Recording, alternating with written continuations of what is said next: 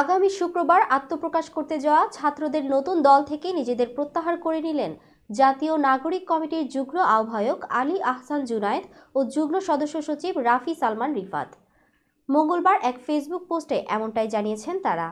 আলী আহসান জুনায়েদ ও রাফি সালমান রিফাত বর্তমানে চীন সফরে রয়েছেন দেশটির কমিউনিস্ট পার্টির আমন্ত্রণে। তাদের চীন সফর নিয়েও আপত্তি ওঠে নাগরিক কমিটিতে। গত সোমবার এই বিষয়ে একটি বিবৃতি দেয় সংগঠনটি। আলী জুনায়েদের সঙ্গে নাগরিক কমিটির নেতাদের দ্বন্দ্ব প্রকাশ্যে আসে নতুন রাজনৈতিক দলের সদস্য সচিব পদ নিয়ে।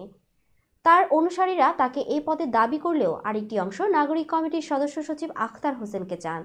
এ নিয়ে টানাপোড়েন চলে নাগরিক কমিটিতে। আলী আহসান জুনায়েদ তার ফেসবুক পোস্টে বলেন, আগামী 28 ফেব্রুয়ারি তরুণদের নেতৃত্বে যে নতুন রাজনৈতিক দলটি আসছে সেখানে আমি থাকছি না। সে কথা আমি আরও সপ্তাহখানেক আগে জানিয়েছি দলের নেতাদেরকে। বৃহত্তর ঐক্যের স্বার্থে ও জাতির নজর নতুন দলের ওপর নিবদ্ধ রাখতে নীরবতা বেছে নিয়েছিলাম, কিন্তু চারপাশের গুঞ্জন থামছে না, তাই স্পষ্ট করে রাখছি।